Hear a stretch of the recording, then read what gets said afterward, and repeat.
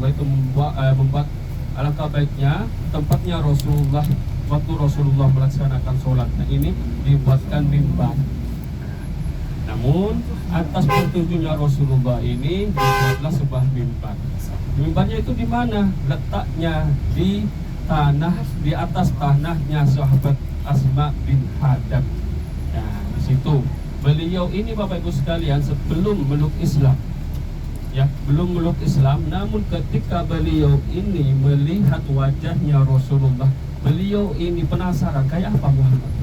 Bahkan ketika memandang atas kedatangannya Rasulullah sempat bingung beliau ini. Amr bin Hadab ini Bapak Ibu sekalian, ya. Amr bin Hadab ini bingung apa yang di depan ini Muhammad, apa yang di belakang Muhammad. Ternyata yang di depan itu ketika Rasulullah nyampe di perkampungan Amr bin Auf itu ternyata itu adalah sahabat Abu Bakar. Karena sahabat Abu Bakar itu ada di depan, sedangkan Rasulullah itu ada di belakangnya sahabat Abu Bakar. Ini mungkin Muhammad. Sehingga di situ para sahabat-sahabat yang menjemput Rasulullah merasa sahabat Abu Bakar itu tidak enak. Saya tidak enak. Sebenarnya saya bukan Muhammad, di belakang saya ini adalah Muhammad, kata sahabat Abu Bakar. Maka di situ sempat para sahabat itu kaget. Ya. Ketika beliau yang punya tanah ini melihat Rasulullah langsung mengucapkan kalimat syahadat, asyhadu an la ilaha illallah wa asyhadu anna Muhammadar Rasulullah, akan kupasrahkan ini tanah Muhammad untukmu ya Muhammad. Jadi tanahnya ini Bapak Ibu sekalian itu tanah wakaf. Tanah wakaf lain dengan tanah yang dibuat Masjid Nabawi, itu asli hartanya beliau Rasulullah SAW. Berapa hartanya? Berapa waktu Rasulullah membeli tanah yang dibangun Masjid Nabawi itu, yaitu 10 dinar. Jadi ketika itu setelah beliau ini mewakafkan tanahnya, langsung Rasulullah membangun masjid yang bernama Masjid Quba. Lalu dibangun oleh Rasulullah dengan tangannya sendiri. Pertama yang menaruh batu, yang membuat fondasi itu tangan Rasulullah sendiri. Setelah itu dilanjut oleh sahabat Abu Bakar. Setelah itu dilanjut para sahabat-sahabat. Jadi bukan cuma Rasulullah saja di waktu itu atas pembangunan itu, juga termasuk itu tangannya para sahabat-sahabat, ya, sahabat-sahabat Ansor dan sahabat Muhajirin. Jadi Bapak Ibu tamu Rasulullah, ketika Rasulullah hijrah ke kota Madinah ini, penduduk Madinah itu sudah banyak yang memeluk agama Islam. Jadi siapa yang berdakwah pertama, yang berdakwah di kota Madinah itu bukan Rasulullah. Siapa yang mengislamkan penduduk kota Madinah itu siapa? Yaitu Mus'ab bin Umayyah. Ya, bukan Rasulullah. Makanya Rasulullah itu Bapak Ibu sekalian sebelum hijrah itu ke kota Madinah banyak penduduk yang sudah memeluk agama Islam, karena Rasulullah memerintahkan Mus'ab bin Umair untuk berhijrah pertama ke kota Madinatul Munawwarah dan ditugaskan untuk berdakwah.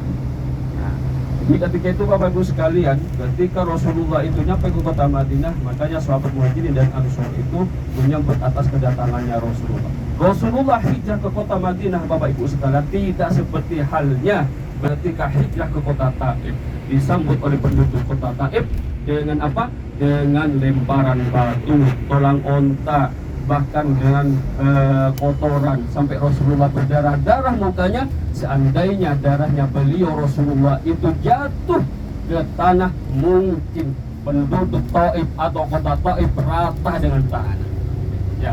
Namun ketika Rasulullah hijrah ke kota Madinah ini Bapak Ibu sekalian, ya, disambut oleh kaum Ansor dan Muhajirin dengan sambutan yaitu dengan qasidah yang sangat masyhur, yaitu apa? Tala al-badru alaina insani yatil wajah wajaba syukru alaina mada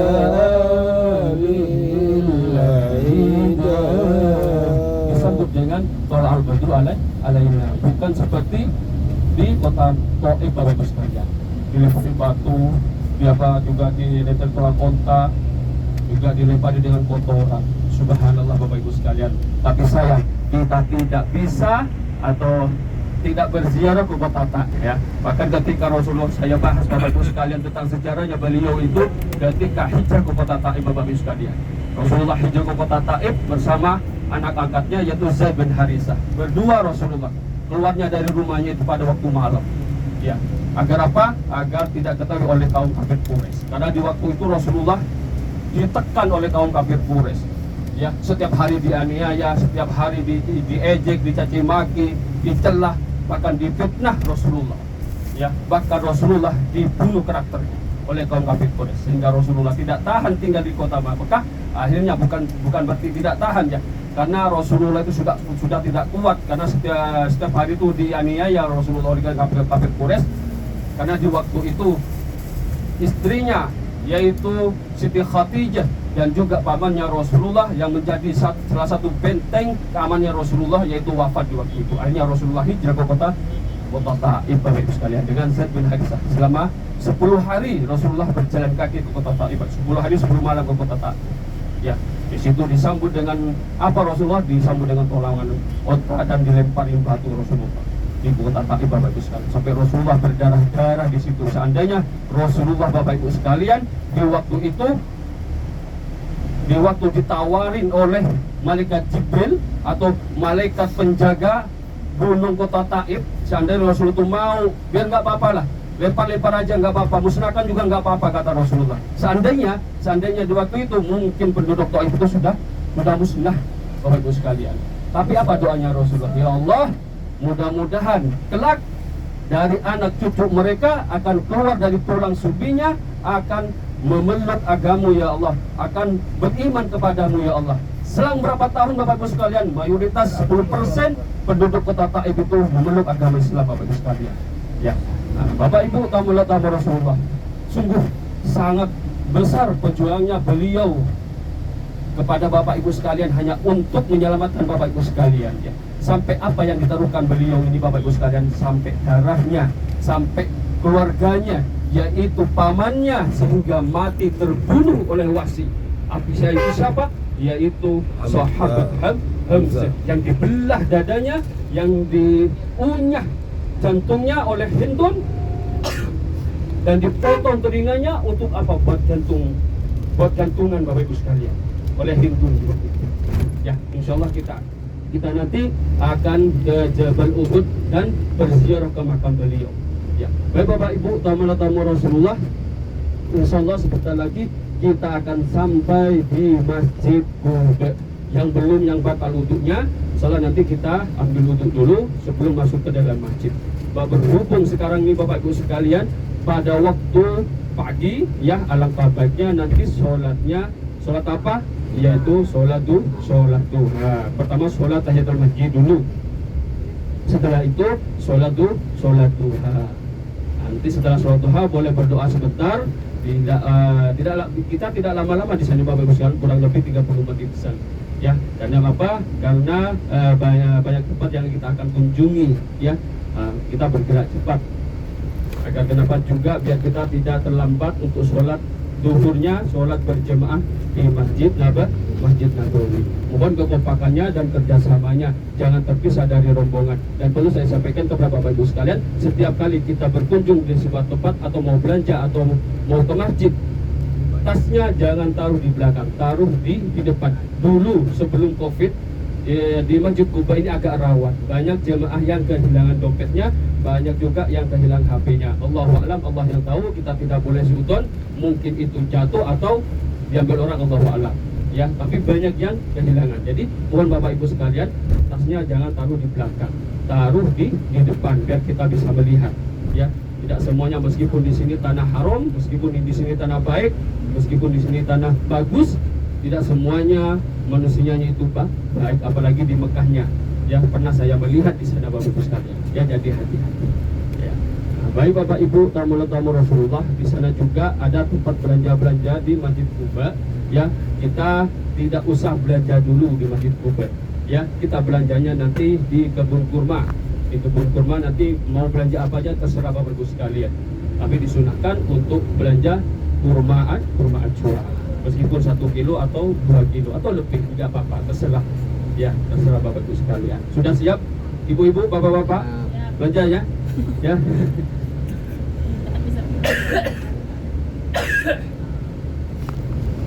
Dan juga Bapak Ibu sekalian, karena di Masjid Quba ini tidak seperti dulu ya, tempat parkirnya agak dekat dari masjid. Tapi sekarang, walaupun sekarang sudah direnovasi, tempatnya sangat bagus. Jadi tempat parkirannya busnya ini agak jauh. Jadi mohon kepada Bapak Ibu sekalian, jangan terpisah dari rombongan. Ya, kita satu grup, jangan terpisah. Nah, nanti insya Allah untuk bapak-bapak, insya Allah nanti akan didampingin oleh Mas Tio. Tapi kalau ibu-ibu, nanti insya Allah saya sendiri yang akan mendampingi. Ya, tapi saya antar cuman di depan pintu saja, saya tidak bisa masuk. Ya, nanti insya Allah nanti saya tentukan di mana titik kumpulnya, ya, biar nanti tidak kesulitan untuk keluarnya Bapak Ibu sekalian. Bapak Ibu, tamallah tamu Rasulullah, alhamdulillah, semua alhamdulillah di pagi hari ini kita diberi kesempatan bisa melaksanakan ibadah di Masjid Quba. Kita boleh berdoa di sana Bapak Ibu sekalian. Doanya jangan tanggung-tanggung Bapak Ibu sekalian, yang mumpung masih ada di tanah haram. Apa kata Allah Subhanahu wa taala, uduni asli kita jiblakum, mintalah kepadaku saya akan aku berikan. Apalagi minta di tanah haram, ya. Itu sangat bagus Bapak Ibu sekalian. Insyaallah diijabah. Insyaallah cepat diijabah oleh Allah Subhanahu wa taala. Mintanya jangan tanggung-tanggung, jangan terlalu dirinci dan jangan terlalu simple, ya.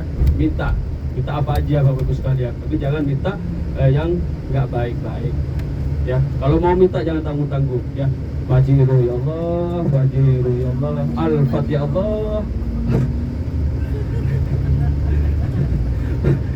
Tapi jangan terlalu rinci Bapak Ibu sekalian, ya. Jangan terlalu simpel, jangan terlalu dirinci, bukan. Ya, nanti doanya begini Bapak Ibu sekalian. Ya Allah, saya punya tanah di belakangnya kompleks seluas 200 meter, ya Allah. Mudah-mudahan cepat laku, ya Allah. Nanti kalau laku jangan terlalu rinci. Ya. Baik Bapak Ibu, Rasulullah, Subhanallah, Tabarakallah. Gimana Bapak Ibu perasaannya selama berada di kota Madinah ini? Sejuk banget ya. Di bulan ini Subhanallah Bapak Ibu sekalian, cuacanya sangat sejuk, sangat mendukung sekali.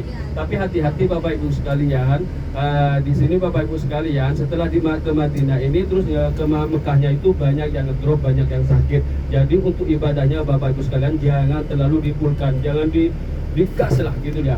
Ya kita sewajarnya aja, istiqomah aja lah, 5 waktu tetap berjemaah ya. Nah, tapi untuk lainnya jangan sampai kita nggak pulang-pulang dari masjid, jangan ya. Soalnya kenapa? Takutnya nanti ke pelaksanaan umrohnya nyampe di Mekahnya itu jatuh sakit. Nah itu cobaannya Bapak Ibu sekalian ya. Bagi ibu-ibu juga ya, jangan terlalu